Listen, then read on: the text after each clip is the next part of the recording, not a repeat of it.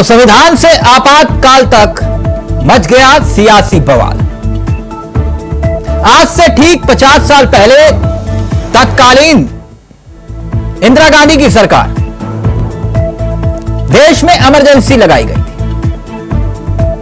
उस आपातकाल को लेकर कांग्रेस हमेशा घिरती रही है।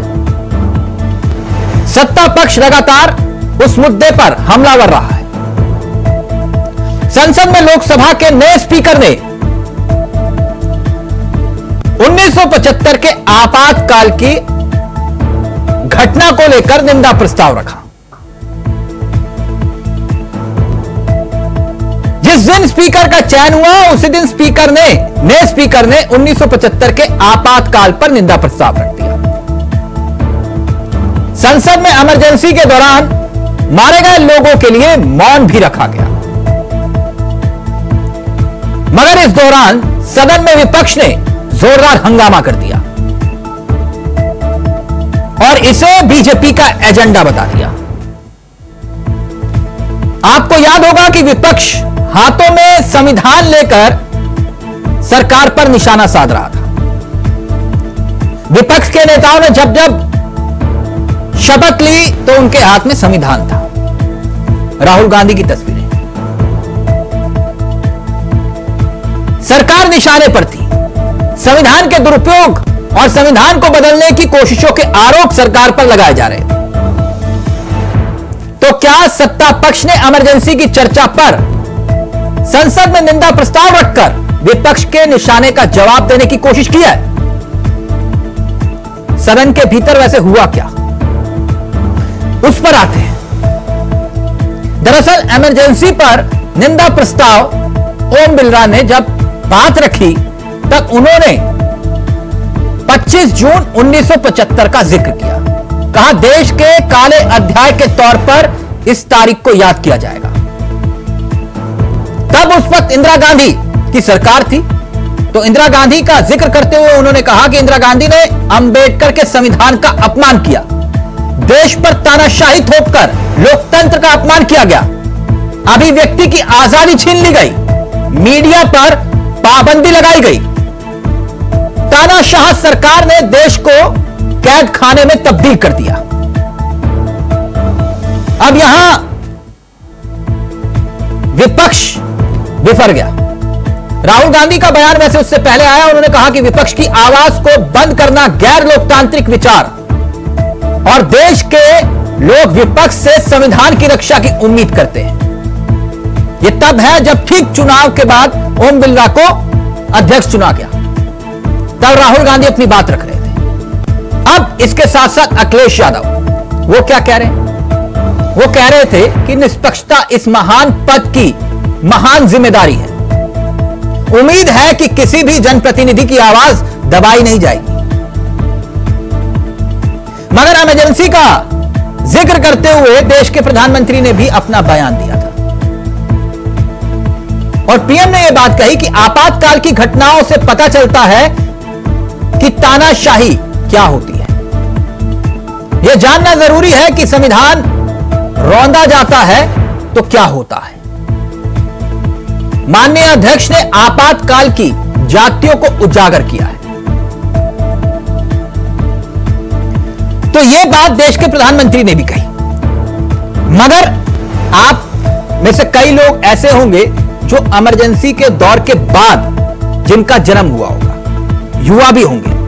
इमरजेंसी क्यों लगी उस तारीख के हिसाब से आपको बताते हैं। 12 जून 1975 घटना क्या थी? इलाहाबाद हाई कोर्ट ने इंदिरा गांधी के लोकसभा के चुनाव को रद्द कर दिया था। फिर 12 जून 1975 को ही कोर्ट ने 6 साल के लिए संवैधानिक पद के लिए इंदिरा गांधी को अयोग्य करार दिया। फिर 24 जून की तारीख आई तो हाई कोर्ट के फैसले के लिए सुप्रीम कोर्ट में याचिका को दाखिल किया गया। तारीख आई 25 जून। जयप्रकाश नारायण ने दिल्ली के रामलीला मैदान में रैली को बुलाया। महंगाई भ्रष्टाचार के खिलाफ जेपी की यह रैली थी और उसके तत्काल बाद इंदिरा गांधी ने यह फैसला ले लिया। देश में आपातकाल, रात को आपातकाल और सुबह इसकी घोषणा जब हुई तो पूरे देश में हड़कंप मच गया। जब देश सो रहा था। तो यानी लोकसभा में निंदा, और क्या कांग्रेस हुई शर्मिंदा? इमरजेंसी का जिक्र कर क्या मुद्दों को भटकाना चाह रही है सरकार? आज इसी मुद्दे पर करेंगे चर्चा। हमारे साथ जुड़ेंगे मेहमान, लेकिन पहले आपको दिखाते हैं कुछ राजनीतिक बयान और फिर सीधा रुख करेंगे मेहमानों की तरफ। ये सदन 1975 में देश में आपातकाल इमरजेंसी लगाने के निर्णय की कड़े शब्दों में निंदा करता है। देश के नौजवानों को ये संसदीय व्यवस्था में जो एक बीच के कालखंड में 75 में इमरजेंसी लगा, उसे नौजवानों को जानने का जरूरी है। जिस प्रकार से उन्होंने इमरजेंसी पर प्रस्ताव लाया और उसको पेश किया, उससे साबित हुआ कि हमारे स्पीकर महोदय अभी भी सरकार के दबाव में है। आज जिस तरीके से विपक्ष ने, जब माननीय स्पीकर के द्वारा इस प्रस्ताव को लाया गया और इमरजेंसी की निंदा करने की बात जब सबने की, जिस तरीके से विपक्ष ने हंगामा करने का काम किया, विपक्ष क्या समर्थन करता है उस दौर का? जब आप पहला दिन ही राजनीतिकरण कर दिए सदन का,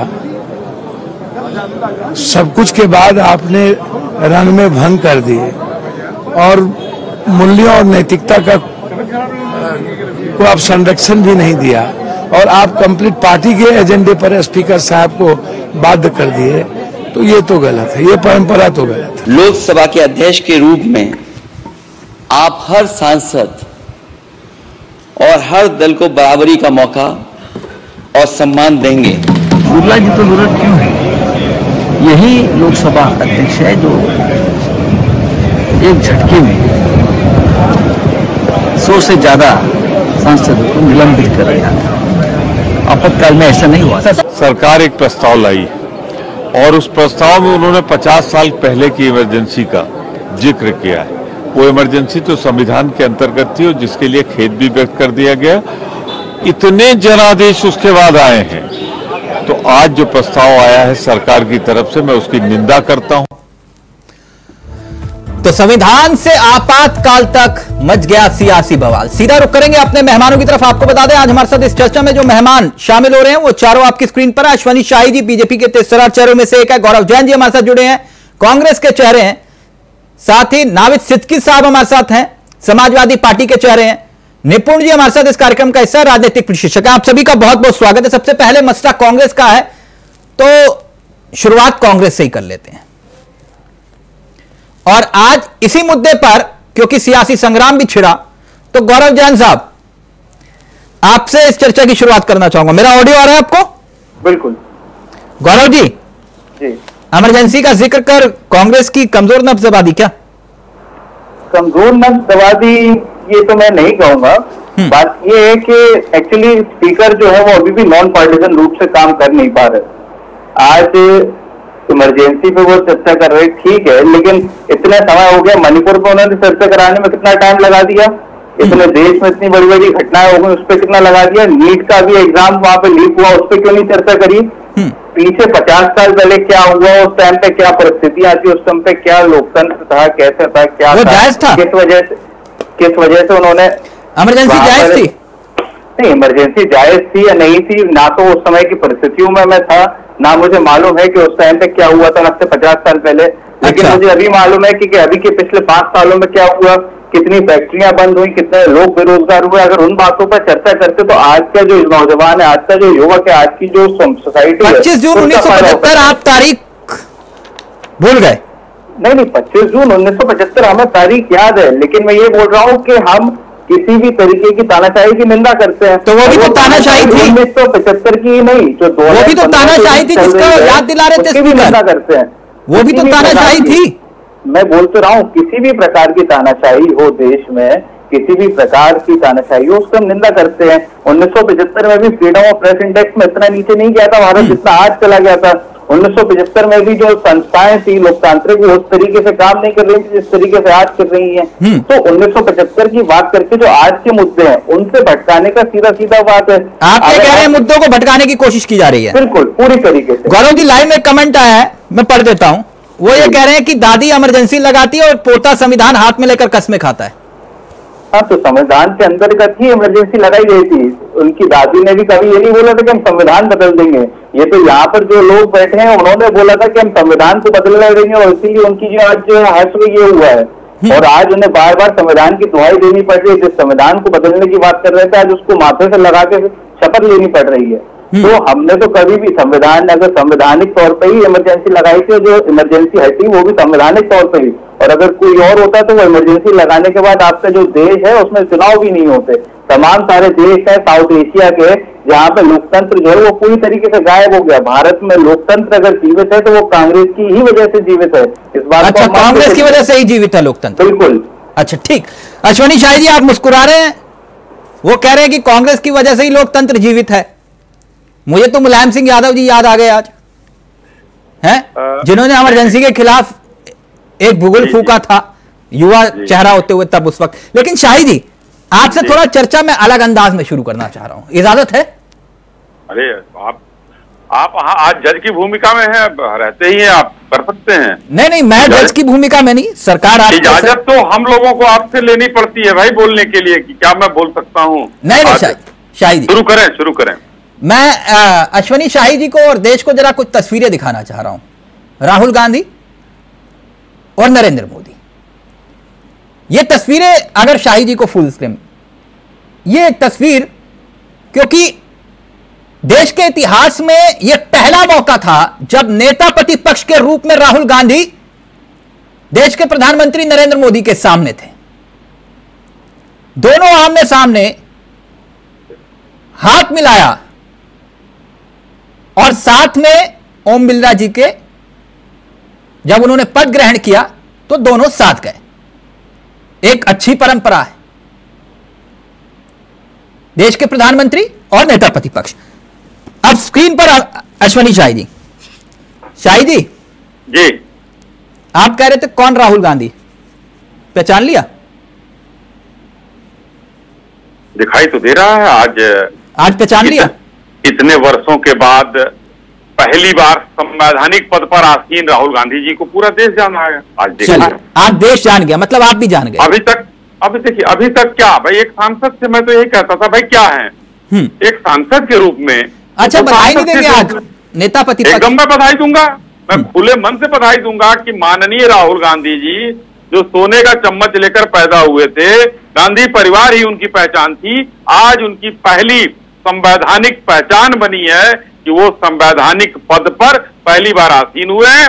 इसलिए राहुल गांधी जी को, समस्त कांग्रेस पार्टी को और हमारे साथी यहाँ बैठे हुए हैं। नहीं, क्योंकि आप कह रहे थे कौन राहुल गांधी, इसलिए मैंने ये सवाल पूछ लिया आपसे। जी, आप तो पहचान गए ना सर? एकदम, आप जो अंधे को भी कुछ दिखा देंगे, हम लोगों के पास तो ईश्वर ने आंखें दी हैं। चलिए ठीक है, अच्छी बात है, आप पहचान गए। लेकिन शाही जी, एक बात मैं जानना चाह रहा था, जो बात गौरव जी कह रहे थे कि संविधानवाद का जवाब इमरजेंसी से दिया जा रहा है। ये लोग हाथ में संविधान लेकर शपथ ले रहे थे, इसलिए आप इमरजेंसी ले आए। कुल मिलाकर जो बात गौरव जी कह रहे हैं समझ में आई? जवाब दो बातों से शुरू करता हूं कि मैं धनोज जी नहीं हूं, दो लाइनों से नहीं, दो बातों से शुरू करता हूं। मैं ये कहना चाहता हूं कि आज माननीय लोकसभा अध्यक्ष जी ने जो निंदा प्रस्ताव किया उसका मैं समर्थन करता हूं, तहे दिल से उनका शुक्रिया करना चाहता हूं कि देश को, और हमारे कांग्रेस के साथी जो बैठे हैं इन्होंने कहा कि मैं नहीं जानता, मैंने नहीं देखा है। उन्हीं युवाओं को, उन्हीं लोगों को ये बताने के लिए आज उन्होंने जो काम किया, क्योंकि आज 50वीं उसकी बरसी है, 9/11 का बरसी मनाई जाती है अमेरिका में, 26/11 हम हिंदुस्तान में। वो दुखद, वो काला दिन, ये बताने के लिए कि उस दिन ये हुआ था, मानवाधिकारों का हनन हुआ था। उस दिन के बाद से बंध्याकरण पकड़ के 6 साल से लेकर 70 साल के बुढ़ों का नसबंदी कराई गई थी। अखबार नहीं पढ़ सकता था व्यक्ति, अखबार का मालिक अखबार नहीं छाप सकता था। किशोर कुमार जी के गाने बैन हो गए थे। अदालतों में जज जो है असहाय हो चुके थे, कोई भी व्यक्ति मुकदमा नहीं लिखा सकता था। और तिलक जी ने अभी मुलायम सिंह यादव जी का नाम लिया, मैं लालू प्रसाद यादव जी का भी नाम लेना चाहूंगा, जिन्होंने अपनी बेटी का नाम ही मीसा रख दिया। और मैं अपने भाई कांग्रेस के प्रवक्ता को बताना चाहूंगा कि उस समय मीसा में जो बंद होता था उसको शीशा पिलाया जाता था जेलों में, ये बर्बरता की जाती थी। और एक बात और कहूंगा तिलक जी, देखिए इमरजेंसी लगी, इमरजेंसी देश में उससे पहले कांग्रेस की सरकार में 2 बार और लग चुकी है। एक बार चाइना युद्ध के समय लगी थी 1 साल के लिए, उसके बाद पाकिस्तान का युद्ध हुआ तो उसके लिए 3 तारीख से 17 तारीख तक लगी, लेकिन उसको याद नहीं किया जाता क्योंकि देश में आपातकाल था, चाइना से युद्ध चल रहा था, जवाहरलाल नेहरू जी प्रधानमंत्री थे, देश साथ में खड़ा था, ये बर्बरता नहीं हो रही थी। और अच्छा मुझे एक बात बताइए, फिर मैं आगे शायद पूरा करने दीजिए। मैंने रोका नहीं आपको, मैंने आपको रोका नहीं, आपने अपनी पूरी बात रखी जी। ये मणिपुर पर कभी निंदा प्रस्ताव आया क्या? मणिपुर को और इमरजेंसी को आप एक वो करेंगे? मणिपुर में इतनी चर्चाएं हुई, प्रधानमंत्री जी ने बयान दिया, निंदा प्रस्ताव आया क्या कभी? नहीं, सदन में बयान दिया तो आप क्या इमरजेंसी से तुलना करेंगे? इमरजेंसी से तुलना, लेकिन वहां जो हालात है मणिपुर को लेकर मैं नहीं तुलना कर रहा, आरएसएस कर रहा है। मैं तो प्रभु से प्रार्थना कर रहा हूं, आरएसएस कर रहा है, मैं तुलना नहीं कर रहा। आरएसएस के प्रमुख कह रहे हैं, आपके सबसे बड़े चेहरे कह रहे हैं मणिपुर शांत नहीं हुआ। अरे एकदम वो विषय अगर आज का है तो मणिपुर पर ही हम लोग चर्चा कर लेते हैं। आप इमरजेंसी पर चर्चा करो तो मैं मणिपुर पर चर्चा ना करूं? नहीं, आप मुद्दे से भागिए मत। मैं मुद्दे से नहीं भाग रहा, शायद आप भाग रहे हैं। आप कह रहे हैं कि निंदा प्रस्ताव लेकर आए हैं तो फिर मणिपुर पर क्यों ले आ रहे हैं? अब सुनिए, भगवान प्रभु से मैं यही प्रार्थना कर रहा हूं कि अगर काश आप पैदा हुए होते उस समय और पत्रकार होते, पैदा की बात छोड़िए, पत्रकार होते तो आपको उसका दर्द पता चलता। मणिपुर की घटना थी, उसके लिए प्रधानमंत्री जी ने शाही जी, अगर आप ये बात कह रहे हैं सत्ता आपकी भी है और गौरव जैन जी की भी हुआ करती थी, सवाल तब भी सत्ता से ही पूछता था। आज मुझे मालूम है पत्रकारिता का दर्द क्या है, इसलिए मैंने पत्रकारिता का दर्द, मैंने आपसे सिर्फ ये सवाल था कि इमरजेंसी के बहाने क्या आप असंतुष्ट को भटकाने की कोशिश कर रहे हैं? तो समझ में आता, मैंने ये कहा 75 में पत्रकार होते तो समझ में आता। आज जो ये लोग कहते हैं विपक्षी लोग की तानाशाह है प्रधानमंत्री और भाजपा, शायद आप सवालों से भाग रहे हैं। मैंने आपसे पूछा इमरजेंसी के बहाने क्या असल मुद्दों को भटकाने की कोशिश हो रही है? कोई मुद्दा नहीं भटकाने की कोशिश हो रही है, मैं मुद्दे से मैं भागता नहीं हूं तिलक जी, और चैलेंज करता हूं, एक एक करके सवाल सुनने का मादा रखिए और आपको चैलेज करता हूं। अभी तक किया नहीं था, लेकिन यह आरोप आपने लगाया गलत, मैं भागता नहीं हूं। मैंने आपसे सवाल जो किया, मेरे सवाल को ध्यान से सुनिएगा। मैंने आपकी क्षमता पर सवाल नहीं खड़ा किया, मैंने ये कहा कि इमरजेंसी के बहाने क्या इमरजेंसी के बहाने असल मुद्दों से भटकाने की कोशिश हो रही है, मेरा सवाल यह था। इमरजेंसी का आज 50वां सालगिरह है, 49 साल पूरे, 50वां लग गया, परसों के बाद नहीं है, वो होगा 50 साल चलेगा। जवाब दीजिए, फिर आपके पास आ रहा हूँ, जवाब दीजिए गौरव। कल भी रहेंगे, पूरे हुए 50वां साल लगेगा, 50 साल जब पूरे हो जाते तब 50वीं सालगिरह बना जाती। इसका आज कोई सेंस नहीं है, पूरा 50वां लगेगा। पूरी बात यह है कि जो इतने बड़े बड़े मुद्दे देश में भी चल रहे हैं, चाहे वो नीट का हो, चाहे अनएम्प्लॉयमेंट का हो, या जो पूरे संविधान बात की पूरी बात चल रही है जिससे बदलने की बार बार कोशिश कर रहे थे, उससे ध्यान भटकाने के लिए आज ये मुद्दे लाए। वरना अभी देश में कितने ज्वलंत मुद्दे हैं उसके ऊपर एक बार बात हुई। अभी 3 दिन पहले वहां पर मणिपुर की घटना में, मणिपुर में घटना हुई है, उसके ऊपर एक बार भी प्रधानमंत्री जी नहीं गए, एक बार भी प्रस्ताव नहीं आया, एक बार भी सदन में खड़े होकर उन्होंने जवाब भी दिया, और जवाब तब दिया जब पूरा विपक्ष सदन से बाहर चला गया। तो मेन ज्वलंत मुद्दों से किस तरीके से बचा जाए, हमें लगा था कि इस बार ओम बिरला जी जो है वो एक नॉन पार्टीजन तौर पर काम करेंगे, लेकिन नहीं, वो तो वैसे ही के वैसे जैसे पिछले सत्र में करा था।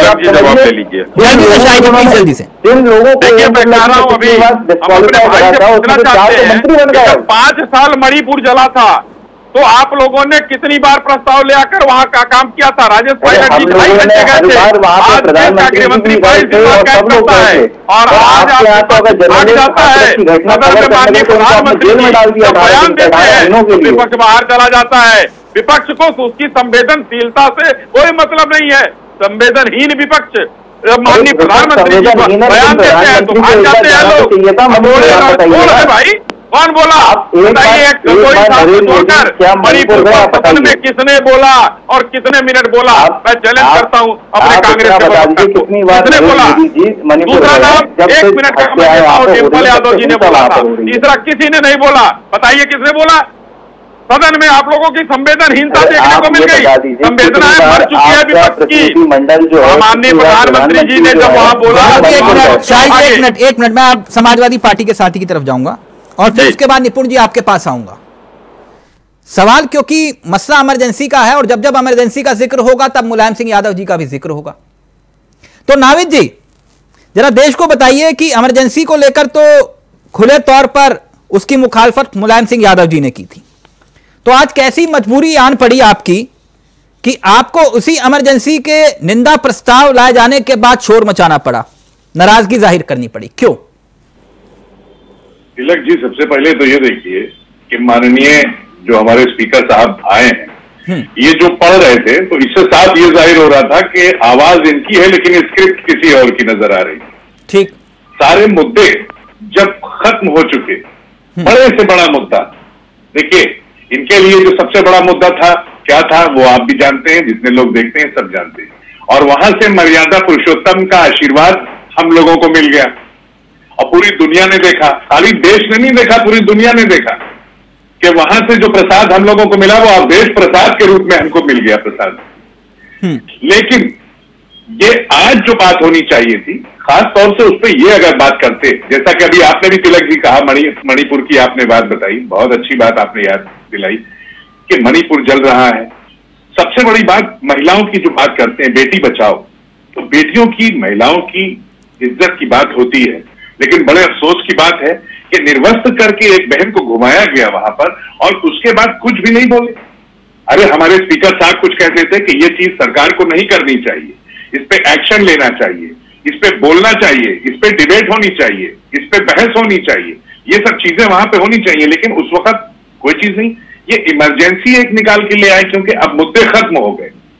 विपक्ष आज आप देख रहे हैं कहां है, वो बड़ा खूबसूरत शेर है, एक सुन लीजिए आप।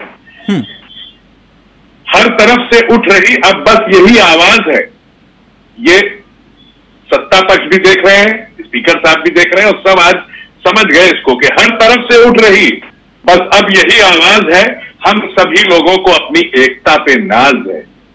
ये जो हमारी एकता है इसको देख करके जो हम आगे बढ़े हैं, ये साफ समझ गए हैं। शाहिद जी कुछ दिखा रहे हैं, शाहिद जी क्या है ये? नहीं, शाहिद जी क्या दिखाएंगे, देखिए ऐसा है, घुमाया गया तो हमारे नावेद भाई को वहां दिखाई नहीं दिया, उसकी बात नहीं करेंगे नावेद भाई। ये निर्वस्त्र महिला का अभी इसको ढका हुआ है, लेकिन दुमका में घुमाया गया जहां इन्हीं लोगों की सरकार है, एक बार भी ना कांग्रेस बोलेगी न नावेद भाई बोलेंगे।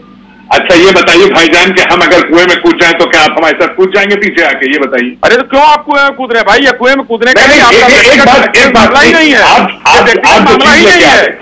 जो बात कर रहे हैं तो अगर हमने क्या किया, हमने क्या किया, आप अपनी गलती। तिलक भाई ऐसा है, तिलक जी एक मिनट, जब ये लोग बोल रहे थे मैं बहुत शांति से सुन रहा था। अब मैं आपसे गुजारिश करता हूँ, इल्तिजा करता हूँ कि हर डिबेट के कुछ कायदे कानून होते हैं, मुझे मौका दें। मेरे सवाल का उत्तर दे दीजिए सर, मैं सवाल से भागता नहीं हूं, मेरी आदत है, मैं एक ही जगह मेरी सुई अटक जाती है। आज आप विरोध क्यों कर रहे थे जिस इमरजेंसी के खिलाफ खुद सड़कों पर उतरकर मुलायम सिंह यादव ने जेल तक जाना पड़ा उनको और उन्होंने संघर्ष किया, आप क्यों आज उसी इमरजेंसी को जब निंदा प्रस्ताव लाया तो आप लोग शोर मचा रहे थे, क्यों? नहीं, बिल्कुल हम बता रहे हैं, इसलिए बता रहे हैं। देखिए इमरजेंसी के खिलाफ नेताजी ने भी किया, नेताजी को भी 19 महीना जेल में रहना पड़ा था, डिटेन करके उनको रखा गया था। आप जी मैं ये भी बता रहा हूं कि 19 महीने की बात, लेकिन आप ये देखिए कि उस वक्त कांग्रेस पार्टी ने जब इसको खुद माफी मांगी और माफी मांगने के बाद आप ये देखिए कि उसके बाद जब माफी मांगी जनता से तो जनता ने बहुमत से उनको लेकर के आई और उसके बाद लगातार उनको बहुमत मिलता रहा, जनता ने माफ किया। जब देश की जनता से बड़ी खुश नहीं है, हम लोग क्या बात करते हैं, हम तो यही कहते हैं ना कि देश की जनता से बड़ा कोई नहीं है, सर्वोपरि है जनता देश की, उससे बड़ा कोई नहीं है। जनता ही बदलाव लाती है, जनता ही सब देख रही है और आज जनता ने ही ये मौका दिया है। आज जनता ने ही यही देखा है कि जो चेहरा उतरा हुआ, आज आपने देखा होगा जो बड़े बड़े जो चेहरे जो थे जो तने हुए खड़े रहते थे, आज वो चेहरों के ऊपर मुरझाहट है। नावेद सर मैंने आपसे पूछा, आपने कांग्रेस को माफ कर दिया इमरजेंसी के लिए? संविधान बचाने के लिए, लोकतंत्र बचाने के लिए। तो सर उसी संविधान को पूछा गया था, इमरजेंसी तब लगाई थी। महिलाओं की इज्जत बचाने के लिए जनता ने हमारे ऊपर भरोसा किया है। प्लीज जल्दी से, मैं निपुण जी को पूरा वक्त दूंगा। जनता ने भरोसा किया है, बोलिए क्या कहना चाहते हैं? भरोसे पे हम खड़े उतरे हैं और सबसे बड़ा प्रसाद हमको हिंदुस्तान में जो हमें चाहिए था वो मिल गया। जो आज संविधान लेकर ये लोग घूम रहे, आपके दर्शक ने बहुत अच्छा किया कि उनकी पीढ़ियों ने संविधान को कुचला, संविधान का हनन किया और ये लोग आज उसी संविधान को लेकर घूम रहे हैं। और नावेद भाई कह रहे उस संविधान को बचाने गए थे और उस समय उसकी हत्या की गई थी, लोकतंत्र का गला घोटा गया था, उस पर एक शब्द नहीं बोलेंगे। लेकिन मैं ये जरूर कहना चाहूंगा कि हिंदुस्तान में वो काला दिन देखा है, हम लोग 5-7 साल के रहे, हम लोगों को नहीं याद है, लेकिन उस समय के लोगों ने उसका दंश झेला है और आज पूरे विपक्ष का नकाब उतर गया जो कहते थे कि हम विरोध करते थे उसका। आज निंदा प्रस्ताव पर हल्ला मचाया उन लोगों ने। और जब ही नावेद जी ने कहा ना 19 महीने नेताजी जेल में रहे, नेताजी से उस यात्रा के आज नहीं है, नहीं तो नावेद भाई पूछ सकते थे कि नेताजी आपने क्या यात्रा झेली। लेकिन लालू जी है, उनको पूछ सकते हैं। एक जल्दी से नावेद जी प्लीज, जल्दी से। जयप्रकाश नारायण जी को किडनी का प्रॉब्लम था, डायलिसिस होता था उनको, लेकिन उनको भी जो है अस्पताल में नहीं रखा गया था, जबकि इंदिरा जी के जानने वाली उनकी पत्नी हुआ करती थी। ये दंश झेला था उस समय लोगों ने। आगे क्या देखेंगे तो उसको याद दिलाना, आज की पीढ़ी को बताना कि गौरव जैन जैसे हमारे छोटे भाई जो हैं, ये लोग कम से कम जाने कि उस समय मीसा में जल्दी से नावेद जी पिल्लूपुर जी के पास जा रहा हूँ। एक बात हम एक चीज जानते हैं कि ऐसा है, तिलक जी, एक दल जो है वो ऐसा है बिल्कुल खत्म हो चुका है, वो एक टूथपेस्ट की तरह हो गया है। टूथपेस्ट जब खत्म हो जाता है तो आप देखिए आम आदमी के घर में उसको दबा दबा के घुमा के आम आदमी उसमें से कुछ ना कुछ निकालता रहता है कि आज नहीं तो कल फिर काम आ जाएगा। ये एक कॉमन मैन हमारे देश का, वो टूथपेस्ट फेंकेगा नहीं, वो उसमें से निकालता रहेगा कि कुछ ना कुछ मसाला निकल आएगा।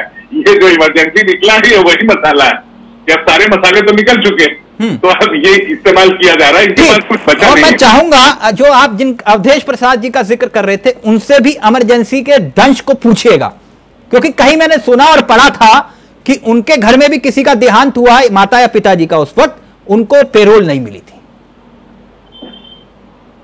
इमरजेंसी के। अवधेश प्रसाद, ठीक, मैं आपसे बता रहा हूं। एक मिनट सर, आ रहा हूं, एक मिनट। निपुण जी को चर्चा मिला। निपुण जी, देरी से आने के लिए माफी चाहूंगा, क्योंकि आप जानते हैं मेरी आदत चर्चा करने की, बहस करने की नहीं। मैं आपसे एक सवाल का जवाब, ये लोकसभा में निंदा जो लेकर आई, क्या कांग्रेस की कमजोर नब्जवादी है? इमरजेंसी की बात कर। तिलक जी, केवल कांग्रेस की कमजोर नस नहीं है, ये भारतीय लोकतंत्र के ऊपर एक कलंक और एक धब्बा था। और अगर आज गौरव जैन जी कहने की मैं तो उस समय नहीं था, तो ये कैसे जानते हैं कि जो हमारा संविधान 1950 में लागू हुआ था ये वही संविधान है?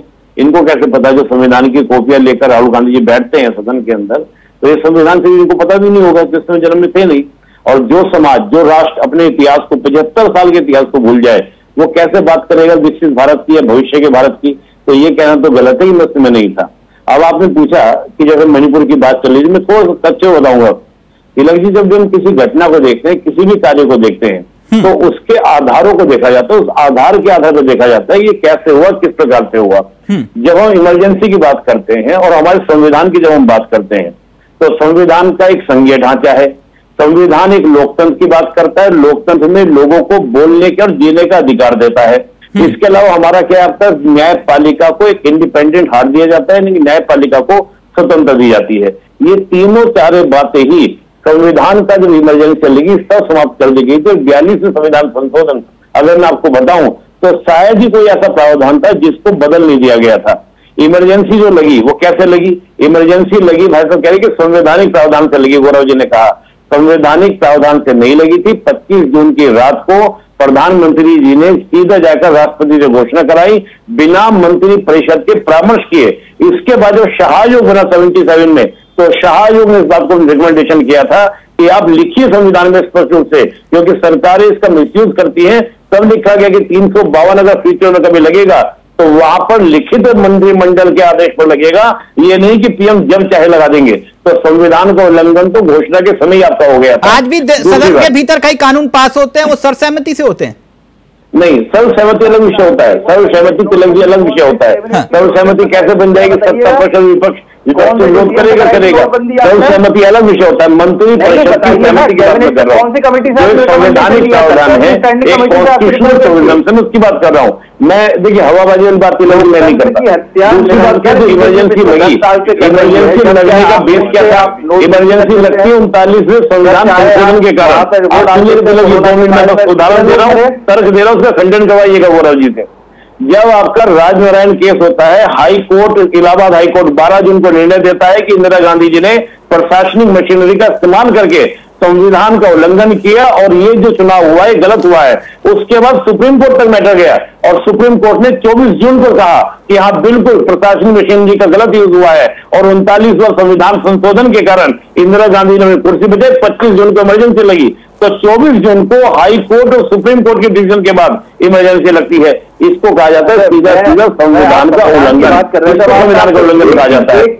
हम बात करें जो भी बात करें गौरव जी जवाब देंगे। गौरव निपुण जी एक मिनट जो सवाल आपने, गौरव जी जवाब। मेरा सवाल सीधा निपुण जी और अश्विनी जी से है, क्योंकि बहुत अच्छे प्रवक्ता हैं दोनों। संविधान की आप बात करते हैं, जो भी व्यक्ति संविधान बदलने की बात करता है आप उसकी निंदा करेंगे कि नहीं करेंगे, बताइए। संविधान बदलने की कोई भी बात करेगा निंदा होगी, लेकिन आप भी बोलिए अगर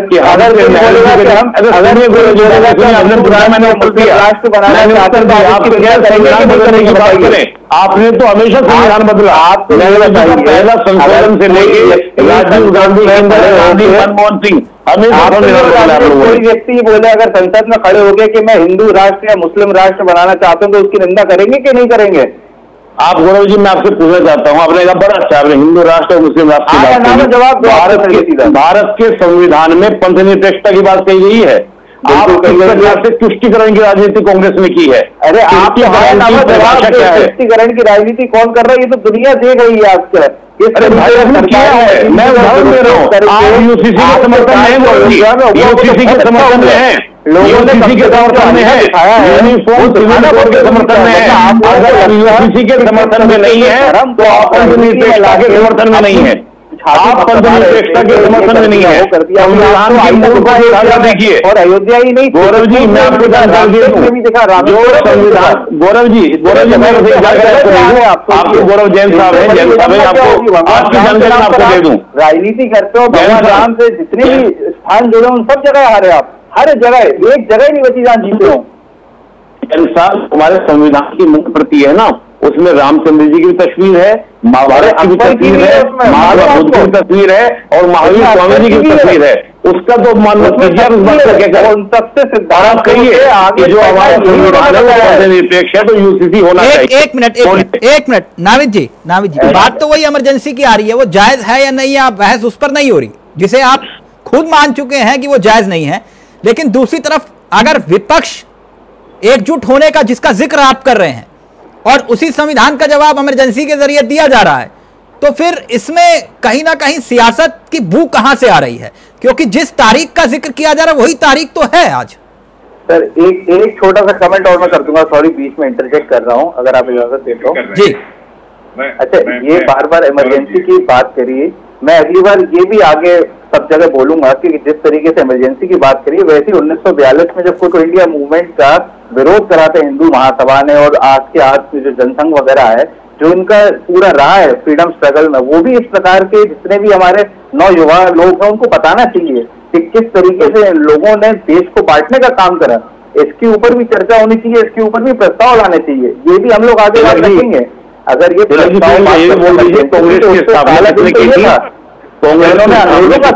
किस वजह से की थी, इनको इतिहास ये भी बताया पढ़ाया जाएगा फिर 1958 में क्या हुआ था। नहीं आपको सारा इतिहास याद आ गया गौरव जी, आप करने की बात की थी। गौरव जी आपको सारा इतिहास, तो आप कह रहे थे कि मैं उस समय जन्मा नहीं था। अब आपको इतिहास भी याद आ गया सारा।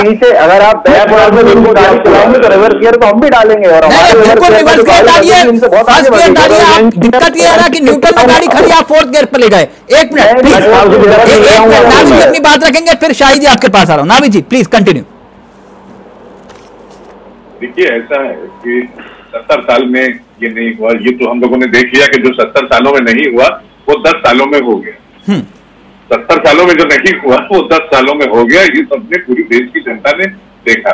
इसीलिए लोगों के चेहरे उतरे हुए हैं और किस तरह से आज अपनी खुशी भी ठीक से नहीं मना पा रहे हैं, क्योंकि मालूम है ना कि एक शख्स की जो सरकार बताई जाती थी अब वो एक शख्स की सरकार का नाम नहीं लिया जाता है, अब वो अलायंस का नाम लेकर के सरकार को बताया जाता है कि ये इसकी सरकार है।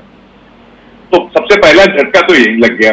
दूसरी चीज, अब आज आपने देखा होगा हमारे राष्ट्रीय अध्यक्ष अखिलेश यादव जी ने कहा है कि जितने भी न्याय संगत फैसले होंगे आपके, उसके हम आपके साथ हम खड़े हैं और हम आपका सपोर्ट करते हैं।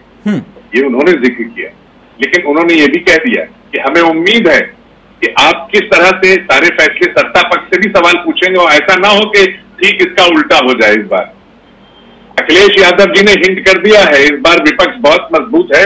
आप ये अच्छी तरह से समझ सकते हैं तिलक भाई, विपक्ष बहुत मजबूत है और जो जिस रुख जिसका इस्तेमाल अखिलेश यादव जी ने बहुत खूबसूरत अंदाज में किया कि कहीं इसका उल्टा ना हो जाए। सत्ता पक्ष से सवाल पूछिएगा, उल्टा मत करिएगा। ये ओम बिरला साहब को सीधे उन्होंने हिंट कर दिया कि आज हमारी क्या पोजीशन है।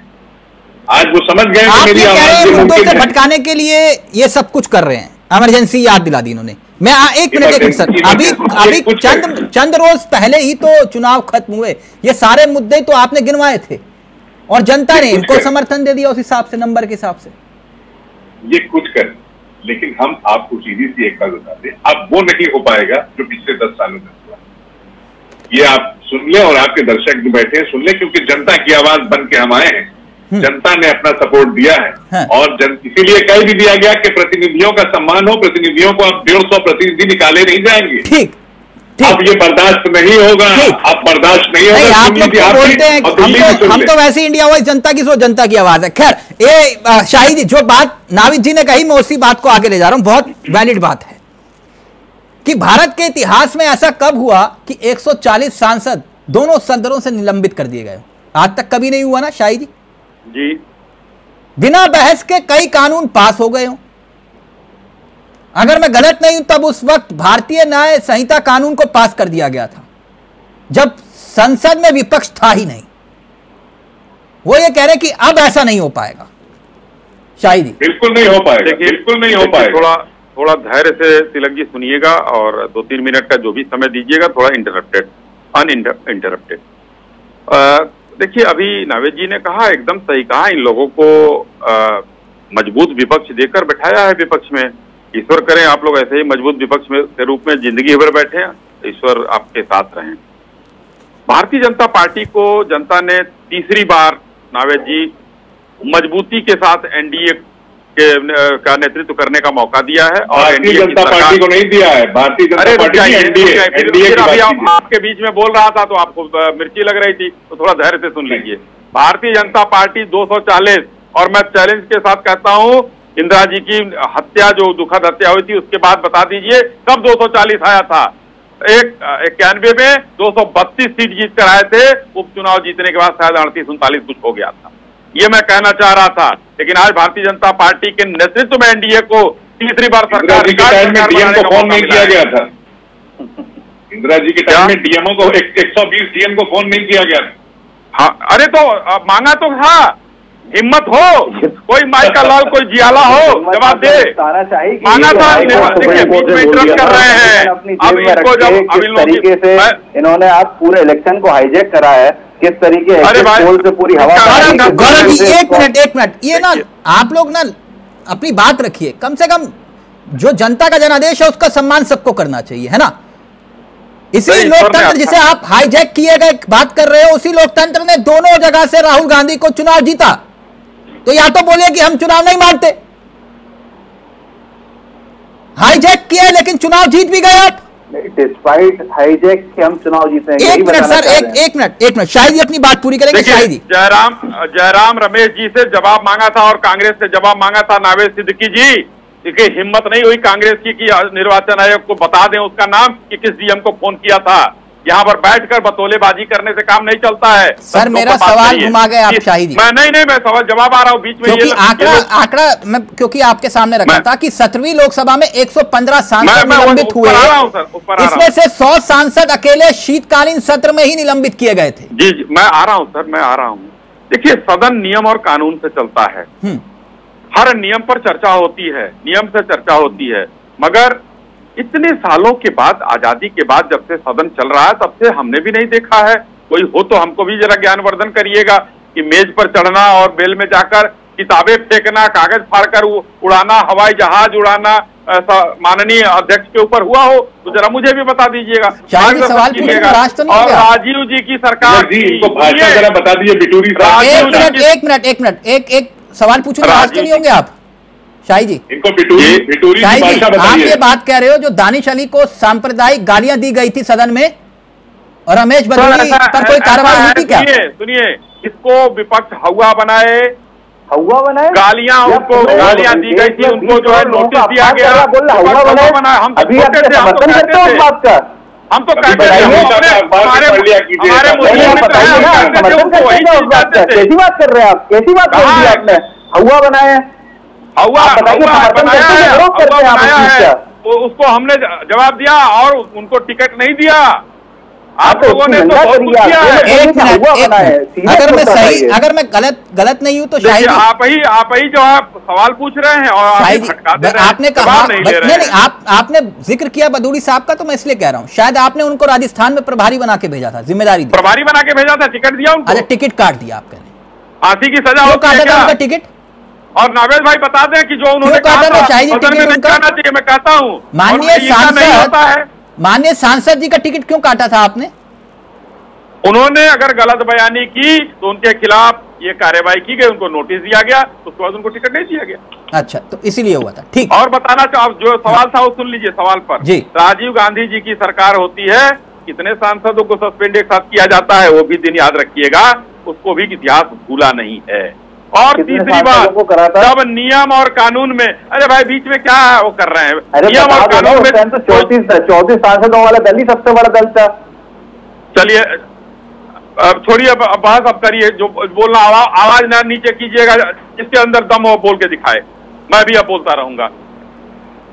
ये कांग्रेस के प्रवक्ता लोग जो है आकर बोलना शुरू करते हैं, तथ्यों का जानकारी नहीं है, चले आते हैं बोलने, इनको इमरजेंसी नहीं पता है और यहाँ चर्चा कर रहे हैं। देखिए, मैं बताना चाहता हूं, सीधी सी बात है कि अगर वहां पर नियम कानून पे चर्चा होगी, माननीय अध्यक्ष जी ने, माननीय संसदीय कार्य मंत्री ने, सबने कहा था कि भाई आप नियम से चर्चा कीजिए, हम सबका जवाब देने के लिए तैयार हैं। लेकिन जब अविश्वास प्रस्ताव कौन लाया मणिपुर पर? कांग्रेस लेकर आई, गौरव गोगोई जी ने भाषण दिया, उसके बाद जब माननीय प्रधानमंत्री जी बोलने लगे, सब लोग उठकर भाग के खड़े हो गए। कौन से नियम से चर्चा हो रही है? वो कह रहे नियम के तहत चलेगा। आपने एक बात और कहा, एक अंतिम लाइन कह के अपनी बात को समाप्त करूंगा।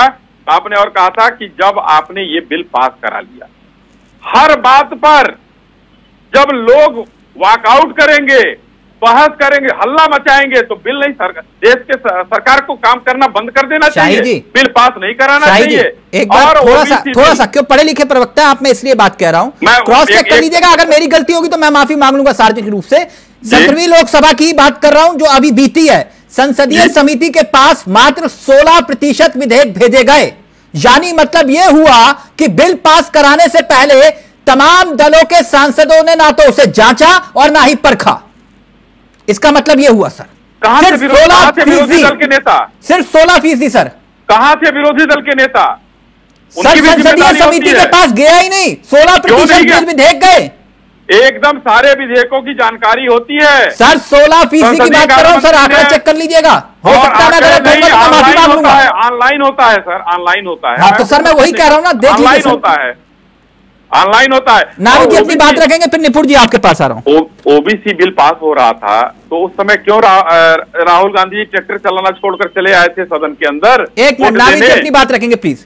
नारी जी देखिए, नियम कानून की जो बात हो रही है, बहुत अच्छी बात है कि नियम से चलेगा, जैसा कि अभी उन्होंने कहा कि नियम से चलेगा। हमें बड़ी खुशी हुई कि अब ये नियम पे आ गए हैं, ये नियम पे आ गए हैं। इससे बड़ी और खुशी हम लोगों के लिए क्या हो सकती है कि जो लोग तानाशाही की बात करते थे, पहले भी थे, तो ठीक है। हाँ, तो अब पहले भी थे 150 लोग हमारे पहले भी निकाल दिए गए थे बाहर, उसके बाद चीजें पास करा ली गई, जिसको मूड हुआ हटा लिया, जिसका मूड हुआ माइक बंद कर दिया। ये सदन में क्या मजाक हो रहा था? ये सदन में क्या मजाक हो रहा था? वहाँ पे आदमी प्रतिनिधि अपनी आवाज लेके जाता है, करेगा वो बाहर जाएगा, वो भी एक नियम है नावेद भाई। नहीं तो उसका माइक बंद कर देंगे आप। जनता की, ये जनता का माइक बंद कर दिया। माइक कोई नहीं बंद करता, वो टेक्निकल एरर। क्या बात करते हैं? पूरी जनता ने देखा है, मतलब आप जो कहें वो सही है और जो कहें ये गलत। देखिए, मैं तिलक जी, मैं आपकी बात का जवाब दूंगा, मैं किसी और की बात का जवाब देने के लिए यहाँ नहीं बैठा, मैं आपकी बात का जवाब भाई। हमारे नियम कानून से चलेगा, ये इन्होंने बहुत अच्छी बात कही, और नियम कानून से ही चलेगा, ये हम लोग इंडिया अलायंस कह रहा है। और ये आज अखिलेश यादव जी ने बहुत क्लियर अल्फाजों में ये बात कह दी है कि नियम कानून से ही चलेगा अब, और नियम कानून से ही चलेगा, ये हम समाजवादियों ने कह दिया है। अब पहले जैसी बात नहीं होगी। अब वो 10 साल भूल जाइए आप, चर्चा करिए, निकाल दी। अखिलेश जी भागे मत, राहुल जी भागे मत, तथ्य रखिए, सरकार से जवाब लीजिए, यही तो लोकतंत्र की खूबसूरती है। बस वही जवाब लिया जाएगा, जवाब लिया जाएगा, हर चीज का जवाब। पिछले 5 साल में जवाब लेने में क्या हो रहा था? किसकी सरकार गिर रही थी? आप लोगों की। पिछले 5 साल में हम सवाल करते थे तो हमारा माइक बंद कर देते थे। अरे क्यों हमारा तो माइक बंद कर देते थे। अरे भाई, विरोधी दल के नेता चिल्लाकर बोल लेते, माइक क्यों? माइक पे ही बोलना है, आप वैसे बोल लेते, सदन के अंदर आवाज होती। लोग यहाँ टेलीप्रॉम्प्टर के बिना नहीं बोल पाते, आप कह रहे माइक पे बोलना है। बड़े बड़े लोग टेलीप्रॉम्प्टर हटा लिए तो उनकी हालत खराब हो जाती है। अरे कभी नहीं होती है, उनके बढ़िया वक्ता नहीं है। 10 साल तो लोगों ने बोला है कि सोनिया जी हाथ मिला रही थी, वो बोल ही नहीं पा रहे थे बेचारे। 10 साल तक तो देखा ही देश ने, एक मौनी बाबा थे और ये बोलते हैं लोगों ने देखा। ये व्यक्तिगत नहीं, प्लीज प्लीज व्यक्तिगत नहीं। निपुण जी, ये तो साफ हो गया ना, सदन के भीतर फर्स्ट डे फर्स्ट शो, ये 5 साल संग्राम रहेगा तय है। निश्चित रूप से, लेकिन मैं जी बोलकर इस बात को कि विपक्ष मजबूत होता है तो लोकतंत्र बहुत अच्छे से कार्य करता है।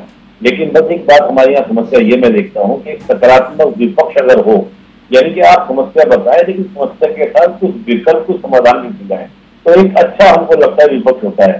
2-3 बातें आपने जरूर कही, मैं भी आपके चैनल के माध्यम से कहना चाहूंगा कि निश्चित रूप से सदन की जो गरिमा है वो पहले के मुकाबले गिरी है, चाहे वो बिल पर चर्चा को लेकर हो, ये बात निश्चित है कि कम हुए हैं। लेकिन ये नहीं कि केवल बीजेपी के कार्यकाल में कम हुए हैं, मनमोहन जी के समय में भी आपके क्या थे कि 49%, हम देखें 2009 वाला जो कार्यकाल था 2009 से 2014, उसमें 49 के प्रतिशत बिलों पर चर्चा हुई थी। इस बार और कम हो गया है। लेकिन ये भी बात करते हैं कि आपको जिस प्रकार का विरोधाभास सदन के अंदर हमें इस बार देखने को मिल रहा है वो पहले नहीं। और आपको मैं जानकारी दी तो भाई साहब कह रहे थे 15 मार्च की बात है, 15 मार्च 1989 की बात है, एक साथ 63 सांसदों को निलंबित किया गया था। तो 63 तो समय भी हो चुके थे, इस बार थोड़ा ज्यादा हो गए। और जो भी ये कार्य निलंबन भी होगा, ये उपलब्धि है निपुण जी? जी, ये उपलब्धि है? नहीं, उपलब्धि नहीं, लेकिन जब आप सदन में आप पीठासीन अधिकारी के बैंक पे चले जाएंगे और बैंक पे जाके हाथ उनके आप बराबर में जाके खड़े होकर चिल्लाना शुरू कर दिए, आपको तो ध्यान ऐसा तो मैंने कभी नहीं देखी। मैं भी उसमें पैदा नहीं हुआ नेहरू जी के जमाने, इंदिरा जी के जमाने में, लेकिन मैंने इंदिरा जी के जमाने में इस प्रकार तो जब बीजेपी विपक्ष में थी तब जो है सदन शांति से चलता था। नहीं, सदन में हो हल्ला होता है, सदन में तो हमेशा हो हल्ला हुआ है, लेकिन इस प्रकार का नहीं कि पीठासीन अधिकारी की चेयर के पास जाकर आप खड़ा हुए हल्ला करें, ये मैंने आज तक नहीं देखा। ये सत्य है। आप कहीं दिखा दीजिए कोई बाइट इंदिरा जी का दौर हो। लेकिन आपका आकलन क्या कह रहा है? कैसे? क्योंकि देखा होगा आपने, एक तरफ राहुल गांधी, दूसरी तरफ अखिलेश यादव और बीच में अवधेश प्रसाद जी को बिठाया हुआ। बताइए, तो कुछ बदला सा तो है ही सदन कि नहीं? प्लीज निपुण जी का ऑडियो सही करिए प्लीज। मैं इस बार ये जरूर कहता हूं कि एक मजबूत विपक्ष है और बहुत अच्छे से इस बार क्या होगा, पूरा सदन हमको जो पूरे 5 साल कार्यकाल देखने को मिलेंगे, टकराव देखने को मिलेगा, मुद्दों में बहुत अच्छे टकराव रहेगा। लेकिन बात यह है कि मैं अपेक्षा करता हूँ कि विपक्ष इतना मजबूत आया है तो वो सकारात्मक विपक्ष की भूमिका निभाए, क्योंकि जैसे प्रोटेम स्पीकर में हुआ शुरुआत में ही और जिस प्रकार से स्पीकर में हुआ, दोनों ही मुद्दों में मुझे विपक्ष जो है सकारात्मक नहीं दिखाई दिया। प्रोटेम स्पीकर का जिस प्रकार से मुद्दा उठाया गया वो संवैधानिक नहीं था। नाविद जी वो ये कह रहे सकारात्मक चर्चा, सकारात्मक बहस होनी चाहिए, सिर्फ सरकार को घेरना ही मकसद नहीं होना चाहिए। नाविद जी का प्लीज ऑडियो। ये तो हमेशा से परंपरा रही है। मेरी आवाज मिल रही है आपको? बिल्कुल आ रही है सर जी, शुक्रिया। ये तो परंपरा रही है। सरकार अगर अच्छा काम करेगी, जनता के लिए काम करेगी, तो उसमें हम सरकार के साथ हैं हमेशा। जब भी देखिए आतंकवादियों के ऊपर कोई बात आई, पहले भी देखिए अगर जब आती थी इस तरह से सारी चीजें, तो विपक्ष और सरकार दोनों साथ में खड़े रहते थे, क्योंकि देश की बात थी, देश की बात थी, हिंदुस्तान की बात थी, सब खड़े रहते हैं। लेकिन हाँ, अगर ये हो कि आप 1000 किसान जो है वो बेचारे अपना जान गंवा दें, किसानों के ऊपर गाड़ी लाके आप चढ़ा दीजिए। महिलाओं को मणिपुर में जो हुआ वो आपने देखा, पेपर लीक हो रहा था, इतना लीक हो रहा है, बताइए कहीं पेपर लीक हो रहा है, कहीं छत में से पानी भी लीक होने लगा। तो ये सारी चीजें, अब ये लीकेज कैसे सही होगा, इस पे बात नहीं हो रही, इस पे कोई कुछ नहीं बोलेगा। ठीक, इस पे भी तो बोले नहीं, अच्छी बात है, सदन में उठाई, अच्छी बात है। कम से कम देश की सबसे बड़ी पंचायत में ऐसे मुद्दे गूंजने चाहिए। इसी पर ही यही है सकारात्मक राजनीति जिसका जिक्र निपुण जी कर रहे थे। लेकिन एक बात, उपाध्याय जी आ गए हैं, आ रहा हूं शाहिद जी आपके पास, क्योंकि वो पहले जो प्रवक्ता थे वो कह रहे थे कि मैं इमरजेंसी में पैदा नहीं हुआ तो मैं इमरजेंसी पे क्यों बोलूं। उसके बाद उनका फोन डिस्कनेक्ट हो गया, मालूम नहीं कहां चले गए। लेकिन उपाध्याय जी आए, thank you so much Upadhyay ji, short notice में आप हमारे साथ जुड़े। उपाध्याय जी, ये इमरजेंसी वाली बात करके जो है वो मामला थोड़ा विपक्ष का डगमगा दिया नहीं, क्योंकि संविधान की कसम खा रहे थे आप लोग, वही संविधान को कुचलने की बात याद दिला दी उन्होंने। अरे तिलक जी, अश्वनी साई जी से हमारी और चैनलों पर बात हुई थी पिछला डिबेट में, आपातकाल की परिस्थितियां क्या थी क्या नहीं थी। अगर मान लीजिए सही या गलत जो भी हला, उस समय क्या परिस्थितियां थी, जिस तरह से विपक्ष के नेता जो है पुलिस को, प्रशासन को, सेना को उकसा रहे थे, आंतरिक गृह युद्ध जैसी स्थिति उत्पन्न हो गई थी, तो हो सकता है प्रधानमंत्री जी उस स्थिति को रोकने के लिए आपातकाल का निर्णय ले लिया हो। दूसरी बात, 1.5 साल तो फिर माफी काहे मांगे उपाध्याय जी? 20-21 माफी इंदिरा जी ने थोड़ी मांगी थी। अच्छा, तो वो जायज था तो इंदिरा जी ने माफी नहीं मांगी थी, तभी देश में दोबारा चुनाव हुए। हाँ, तो दोबारा हुआ तो देश की जनता ने आशीर्वाद नहीं दिया दुगना 1980 में? नहीं, किसको आशीर्वाद दिया? इंदिरा जी को नहीं दिया, सत्ता में वापसी कराया 1980 में। नहीं, जब इमरजेंसी के बाद किसको आशीर्वाद दिया था? इमरजेंसी के बाद ठीक है, तब है इमरजेंसी में। नहीं, मेरे को ज्यादा नॉलेज नहीं है आपकी तरह पूछ रहा हूँ मैं, तब भी थोड़ा ज्ञान आ जाए। नहीं, सुनिए, इमरजेंसी के बाद जब चुनाव कराया तो विपक्षी पार्टी की जनता पार्टी और मिली जुली सरकार बनी, तो जो आपातकाल के विरुद्ध, जो आपातकाल के बारे में गलत प्रचार प्रसार किया विपक्षियों ने, वो 2-3 तो मैं आपको एक मर्ज देता हूँ, रुकिए ना, बात खत्म करते हैं यहीं पे। उपाध्याय जी बोलिए कि मैं बतौर कांग्रेसी प्रवक्ता इस बात की पैरवी करता हूं, जो इमरजेंसी लगाई गई थी देश पर वो बिल्कुल सही थी। बोलिए, मैं आपको मर्ज दे रहा हूँ, बोलिए। बात नहीं करता हूँ तिलक जी। नहीं, आप बोलिए, आप कह तो रहे हो, आप कह रहे हो जिन परिस्थितियों में लगाई गई वो जायज थी, तो आपको मैं बोल रहा हूँ कि बोलिए। आप आज इस समय जो घोषित आपातकाल लगा है, रोजगार के विरुद्ध जो है, किसानों के विरुद्ध और छात्र छात्राओं के विरुद्ध जो पेपर लीक के विरुद्ध जो लगा है इमरजेंसी, इसका कौन करेगा घोषणा? चाहिए तो आप मजबूत विपक्ष है तो सही, आपको जनता ने मजबूत विपक्ष बनाया, आप खुद ही तो कह रहे हैं, तो कौन आवाज उठाएगा? आपातकाल की जैसे इस समय इन्होंने नोटबंदी के लिए माफी मांगा। उपाध्याय जी, तो आप कह रहे हैं तो आप सदन में उठाइए ना मुद्दे, कौन रोक रहा है आपको? सदन में तो उठाते ही। आप इमरजेंसी को जायज कैसे ठहरा रहे? मुझे बस इतना बता दो उपाध्याय जी। नहीं, जायज हम नहीं ठहरा रहे। अभी तो आपने कहा कि किन परिस्थितियों में लगाया वो जायज था, ये हमने कहा, जायज तो नहीं कहा था। और आपने कहा इंदिरा गांधी ने कब माफी मांगी, हम क्यों माफी मांगे? हाँ, अब ठीक है, राहुल जी ने, वो उदारवादी नेता है, ठीक है, माफी मांग लिया, जनता को लगा उदारवादी नेता है, ठीक है। निपुण जी, जल्दी से फिर मैं फाइनल कमेंट अश्वनी शाही जी का लूंगा। जो एक वैलिड सवाल उठाया उपाध्याय जी ने, वो वैलिड सवाल था बेरोजगारी को लेकर, प्लीज जल्दी से। बेरोजगारी का मुद्दा तो चलते है, जो संविधान सभा में बहस कर रही थी, इंदिरा गांधी जी ने भी कहा था 70 के चुनाव में कि हम गरीबी बेरोजगारी खत्म कर देंगे। वो मुद्दा जी यार, बात पे किसी भी तरीके से ठीक।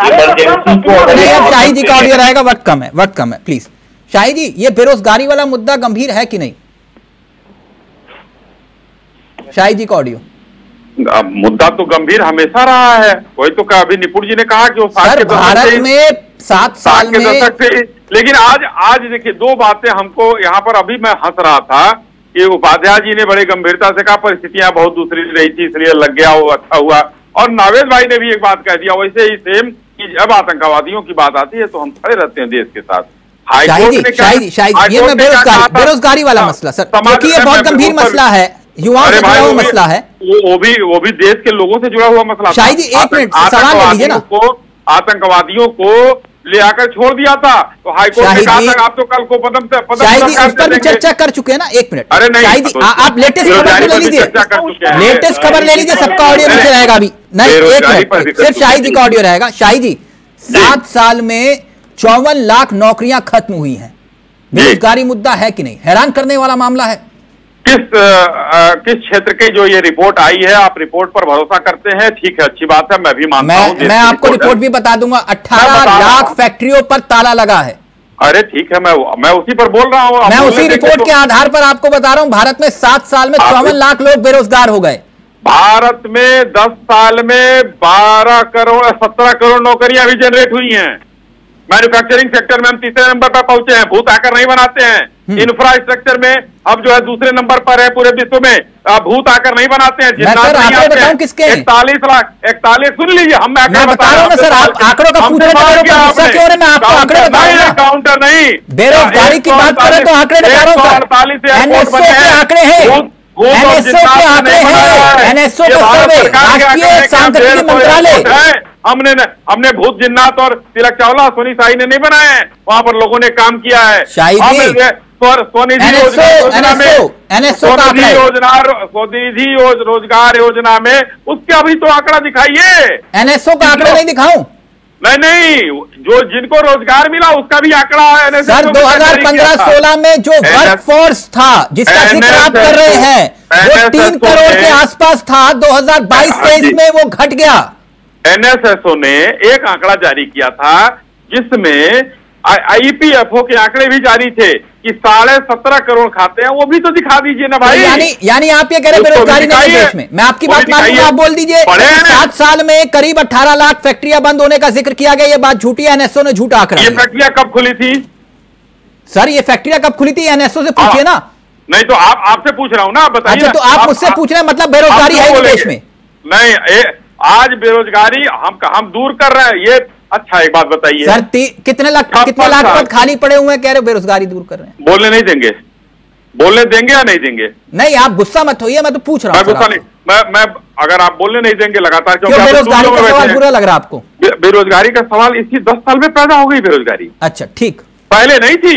ठीक, पहले से बेरोजगारी क्यों इतनी बढ़ाते हुए है कि 10 साल में हम लोगों को भरते भरते हम लोग जो है गड्ढा नहीं भर पा रहा है। अब हम लोग 15 साल आगे करेंगे, हमने इतना आगे बढ़ाया है। 41 लाख गाड़ियां एक साल में बिकी हैं यहाँ, वो मैन्युफैक्चरिंग हुई है, उसमें पैदा हुआ है। ठीक, यानी बेरोजगारी खत्म हो गई? कम हो रही है, धीरे धीरे कम हो रही है। जो बढ़ाया था लोगों ने वो धीरे धीरे पिछली सरकार। थैंक यू सो मच, बहुत बहुत शुक्रिया नाविद जी आपका भी, उपाध्याय जी आपका भी, शाही जी आपका भी और निपुण जी आपका भी बहुत बहुत शुक्रिया।